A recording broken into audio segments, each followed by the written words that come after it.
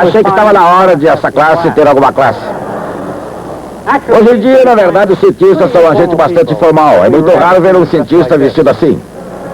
Mas no século XIX, não era raro palestras formais proferidas por cientistas vestidos a rigor. Em nenhum outro lugar isso era mais verdade do que na famosa Royal Institution. Tenho aqui um quadro que foi feito em meados do século XIX. Esta palestra foi imortalizada num quadro porque contou com a presença do Príncipe de Gales. O Príncipe de Gales, que era no fim o Príncipe da Royal Institution, provavelmente um desses aí na primeira fila. Mas a razão pela qual essa palestra merece ser lembrada hoje não é devido à presença do Príncipe de Gales, mas sim pelo fato dela ter sido proferida por Michael Faraday. De fato, foi uma palestra como essa há quase 200 anos que o jovem Michael Faraday ficou tão arrebatado com a ciência que decidiu abandonar uma promissora carreira de aprendiz de encadernador. Mas nessa série de palestras, houve um homem que causou uma impressão duradoura com toda a tradição. Seu nome era Charles Wheatstone, e ele foi uma figura importante no esforço de fazer da eletricidade algo prático. Este é o nosso assunto de hoje.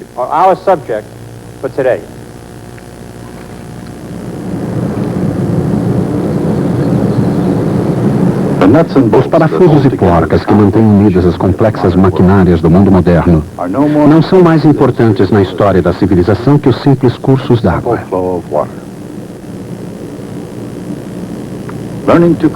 O controle e o aproveitamento do fluxo de água foi um ingrediente crítico no desenvolvimento da civilização.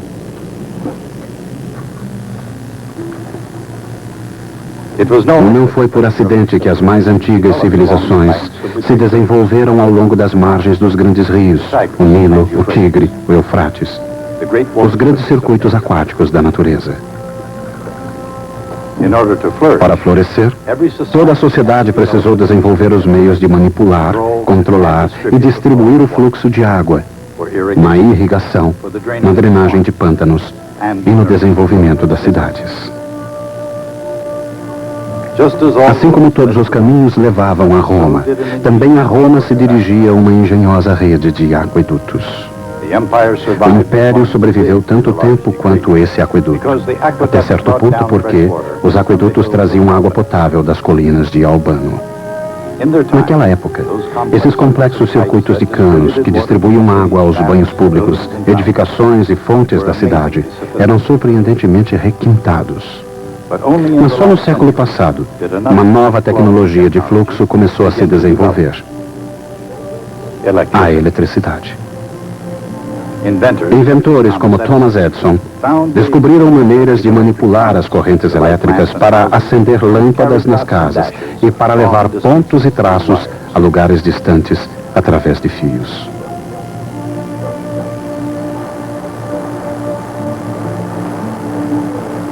Também encontraram maneiras de produzir e distribuir a eletricidade em redes cada vez mais complexas.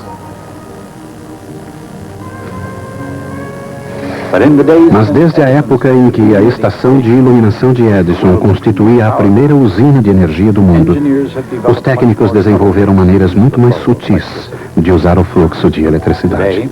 Hoje, um único chip de computador contém um circuito elétrico tão complexo quanto o mapa de toda uma cidade. E, em princípio, a própria existência de uma grande cidade como Los Angeles depende de uma grande quantidade desses circuitos. Los Angeles é, naturalmente, muito mais do que uma autoestrada. Mas sem um milagre de engenharia, ela não seria mais que um vilarejo empoeirado entre o deserto e o mar. Esse milagre é o Departamento Metropolitano de Águas. Projetando circuitos aquáticos ou elétricos, o departamento controla o fluxo das correntes. 163 mil metros cúbicos de água por hora fluem através do aqueduto do rio Colorado em direção da bacia de Los Angeles.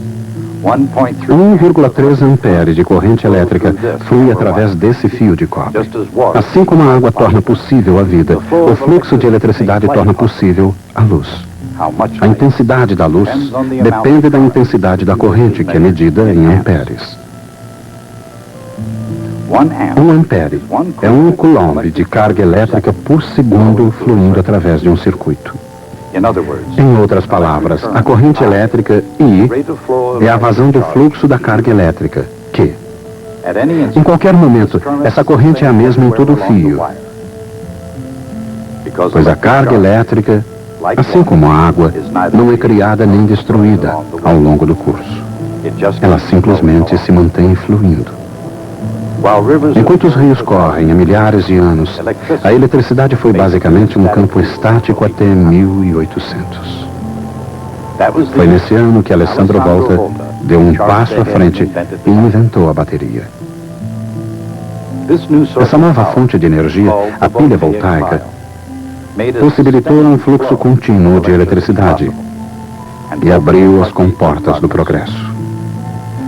Com elas, Sir Humphrey Davy logo extrairia metais novos e brilhantes, sódio e potássio, dos sais comuns soda e potassa.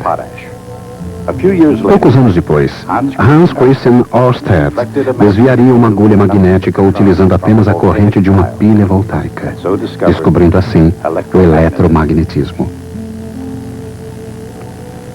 Mais tarde, no século XIX, Thomas Edison utilizou o fluxo contínuo da corrente elétrica produzida por uma pilha voltaica para desenvolver a primeira lâmpada elétrica.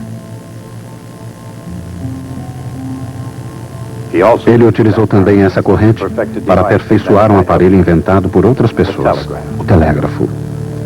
Muito antes, Carl Friedrich Gauss observara o potencial embutido na experiência do desvio da agulha da bússola de Ørsted. Um interruptor elétrico ligado num certo local poderia fazer um ímã se mover em outro lugar. Logo outros chegariam à mesma conclusão. O telégrafo concretizava a promessa de comunicações a longa distância quase instantâneas. Mas no início, a promessa de chamadas a longa distância não durou muito.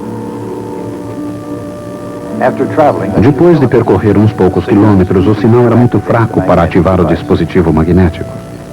Esse problema foi resolvido por Charles Whetstone, um fabricante de instrumentos musicais e estudante de acústica. Ele encontraria a solução desse dilema nos escritos quase ininteligíveis de um obscuro professor alemão chamado Georg Simon Ohm. O que Ohm previra com o raciocínio matemático abstrato, Whetstone demonstrou através de experiências.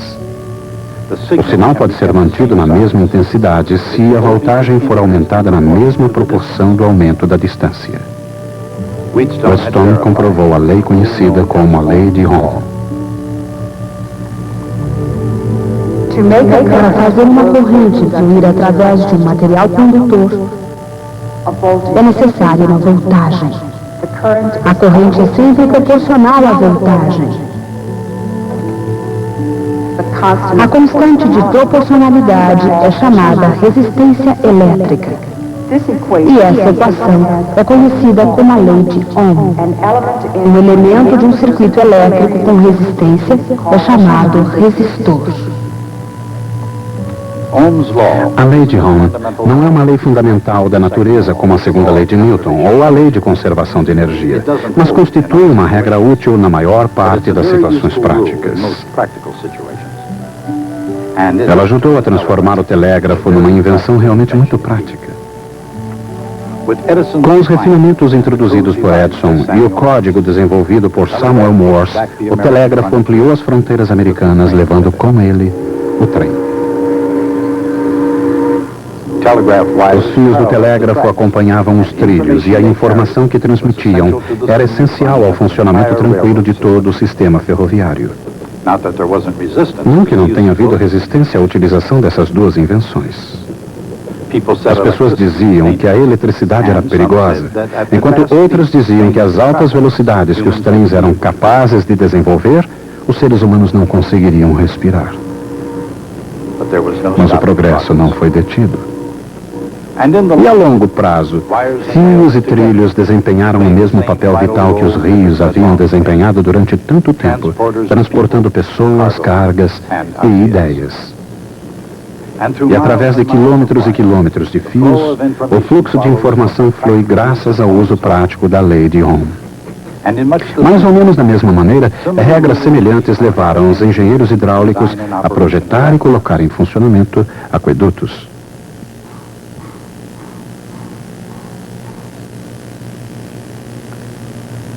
Aqueles engenheiros já sabiam há muito tempo que a vazão com que a água flui através de um cano depende de uma série de fatores. Do declive do terreno e da pressão aplicada, do comprimento e do diâmetro do cano, e da viscosidade e da densidade da água. Numa analogia precisa, a intensidade da corrente elétrica que flui através de um resistor depende da diferença de voltagem dele, da sua espessura e do comprimento, e do material do que é feito. A resistência R de um resistor elétrico é proporcional ao seu comprimento L. Inversamente proporcional à sua área A. E proporcional à sua resistividade RS, isto é, à sua tendência de inibir o fluxo de elétrons. Essa tendência de resistir está presente em todos os materiais, embora em diferentes graus. Quando se acrescenta resistores a um circuito, um após outro, o efeito é o mesmo de se fazer um resistor mais comprido. A isso se dá o nome de resistores em série. Quando se colocam resistores lado a lado, aumenta-se a área através da qual a corrente pode fluir. Esses são chamados resistores em paralelo. Sua resistência é menor do que a de cada um isoladamente. O mesmo se aplica à água. Reunir pedaços de cano em série equivale a fazer um cano mais longo, aumentando a resistência ao movimento. Mas se os canos são colocados lado a lado, eles podem transportar mais água, mais facilmente. E esses canos em partículas transportam uma grande quantidade de água, elevando-a a 500 metros acima do Rio Colorado, até o ponto em que pode descer para Los Angeles. No entanto, como a represa e a estação de bombeamento foram projetadas para transportar essa enorme quantidade de água, o projeto encontrou forte resistência, especialmente no Arizona, o estado que se encontra do outro lado do rio. No dia que teve início a sua construção, em 1934, a milícia do estado do Arizona ocupou as margens do rio com rifles e outras armas de fogo. Neste caso, o motivo da resistência era claro. O fluxo de progresso da Califórnia era feito às custas do futuro do Arizona. Mas o que dizer da resistência natural ao progresso dos elétrons? Qual a natureza da resistência elétrica? Sob a influência de um campo elétrico, os elétrons se movem através de um metal, assim como uma bola de gude cai através de um fluido viscoso. Se não encontrasse resistência, elas acelerariam livremente como um corpo caindo no vácuo. Em virtude da resistência, no entanto, elas se movimentam em média com velocidade constante. A resistividade é como a viscosidade. Quanto maior a resistividade de um material, mais lentamente uma partícula se movimentará através dela. Mas o que reduz a velocidade dos elétrons? Em outras palavras, num condutor, o que resiste ao fluxo da eletricidade? No interior de um metal, os elétrons se movimentam constantemente em todas as direções. Aqui, alguns deles são representados como pontos. Eles se movimentam através do metal como se esse fosse uma molécula gigante. Esse tipo de fluxo não encontra qualquer resistência, nem cria um fluxo global de um lado para o outro. Nessas condições, o condutor se encontra num estado de equilíbrio eletrostático. Não há campo elétrico no seu interior, nem diferença de voltagem entre as duas extremidades. Mas se uma bateria faz uma corrente elétrica fluir, o equilíbrio é destruído e um campo elétrico é criado dentro do condutor.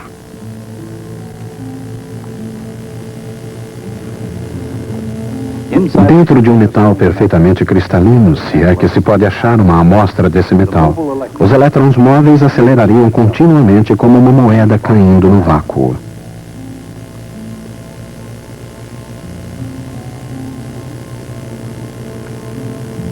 Mas no mundo real, os cristais não são perfeitos. Eles possuem defeitos e impurezas, e seus átomos vibram devido à energia térmica. Os elétrons, acelerados pela força do campo elétrico, colidem com essas imperfeições, comportando-se como uma bola num jogo eletrônico. Todas essas colisões, todas essas paradas e reinícios produzem a resistência que impede que o fluxo de elétron cresça indefinidamente. Assim, os elétrons se movimentam com uma velocidade média constante, produzindo uma corrente constante, sob a influência de uma força constante. Quando os elétrons colidem com as imperfeições, eles fazem com que os átomos produzam vibrações maiores. Assim, a energia elétrica dos elétrons acelerados transforma-se na energia térmica dos átomos em vibração.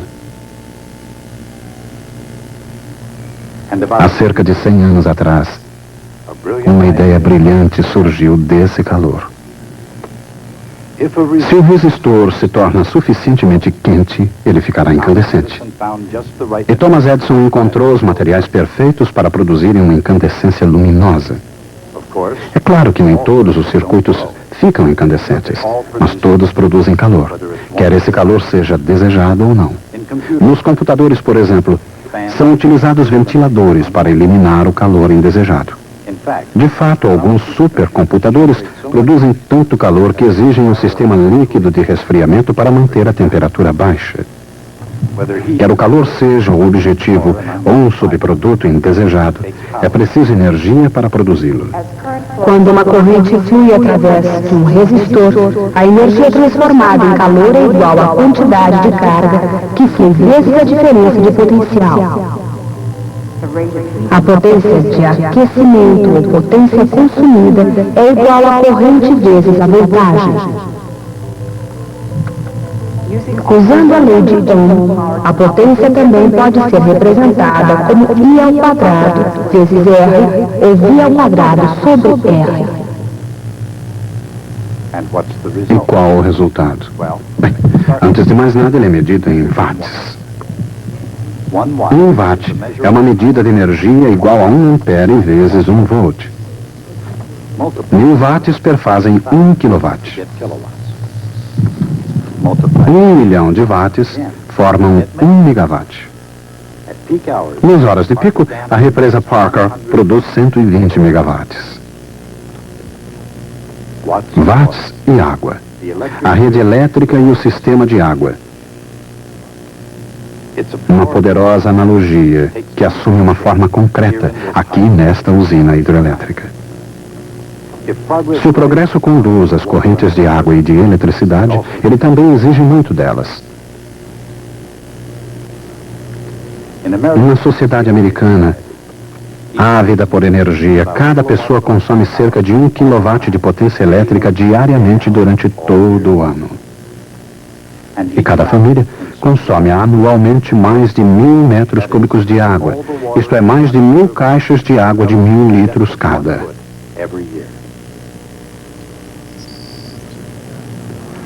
Para fazer chegar tanto a água quanto a potência aos consumidores, os engenheiros precisam, antes de mais nada, dominar a arte e a ciência do projeto de circuitos. Os elementos comuns aos circuitos elétricos elementares são fios e interruptores, bateria, resistores e capacitores. Embora esses elementos possam ser combinados em redes de complexidade cada vez maior, eles obedecem sempre às mesmas regras simples, conhecidas como leis de Kirchhoff. Gustav Kirchhoff, um físico alemão, era muito interessado em matemática. Aplicando a lei de Ohm e generalizando-a ao máximo, ele obteve duas leis, cada uma exprimindo uma ideia familiar. Uma dessas ideias é a da conservação de carga. A correspondente lei aplicada aos circuitos diz que quando uma corrente se divide em duas ou se juntam duas correntes, a corrente total que entra no nó é igual à corrente total que dele sai. A outra lei de Kirchhoff exprime a conservação de energia. Uma carga elétrica que percorre um circuito completo no final não ganha nem perde energia.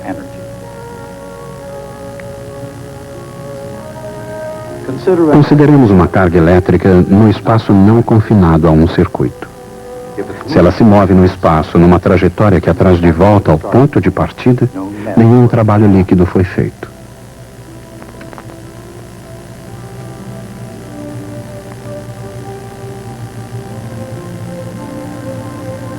O potencial elétrico, ou voltagem, pode subir ou descer, mas ele volta sempre ao nível de origem. O mesmo ocorre no interior de um circuito. Observem que uma integral ao longo de uma trajetória fechada possui uma mutação especial, um sinal de integração com o circuito nele. Assim, no caso especial de um circuito elétrico, toda a voltagem sobe graças a baterias e capacitores carregados, e toda a voltagem cai devido a correntes que atravessam os resistores, resultando finalmente em variação nula da voltagem. Usando apenas essas duas leis, os engenheiros analisam os circuitos mais complexos. Para dar apenas um exemplo simples, consideremos um capacitor ligado a um resistor e a uma bateria.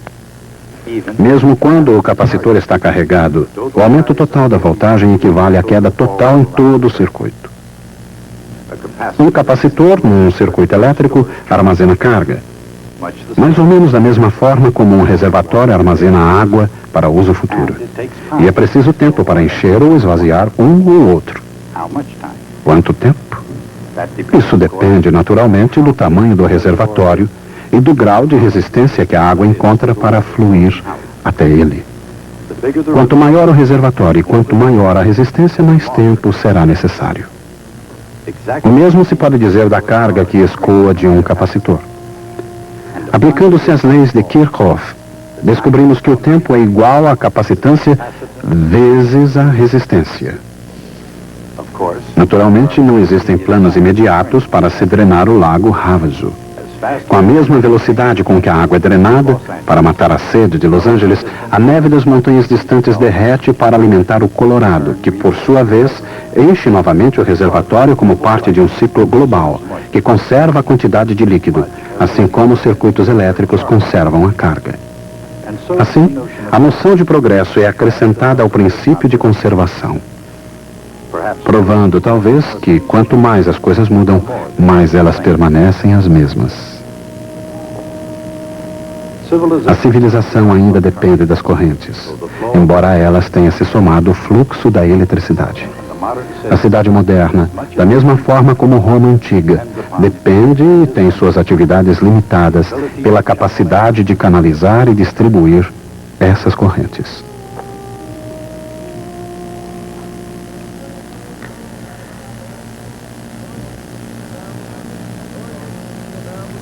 Hoje estudamos as regras que tornam a eletricidade algo prático. Elas foram elaboradas pela primeira vez por pessoas como Ohm, Kirchhoff e Charles Wheatstone. Wheatstone era reverenciado pelos colegas daquela época, mas era desconhecido do público. Era um homem muito acanhado e de uma timidez mórbida perante qualquer público, exatamente como eu. Na verdade, esta foi a causa e o motivo pelo qual ele conseguiu mudar a tradição das palestras públicas da Royal Institution. Aparentemente, numa noite de 1846, Charles Wheatstone deveria dar uma palestra pública. Mas na última hora, com o público já sentado no auditório, Wheatstone entrou em pânico e fugiu e não ficou ninguém para dar a palestra.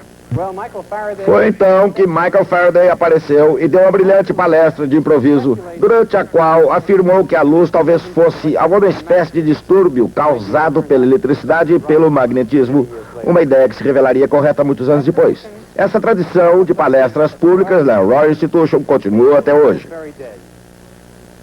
Todas as noites de sexta-feira, às 8 horas e ponto, um renomado cientista vestido assim, formalmente, ocupa seu lugar em frente a uma requintada plateia para proferir uma palestra sobre os últimos desenvolvimentos da ciência. Mas, durante a meia hora que antecede a palestra, esse cientista permanece trancado num pequeno aposento, para que não se repita o caso de Wheatstone no último minuto. É por isso que fui trancado nesse aposento até o início dessa minha palestra. Veja na próxima vez.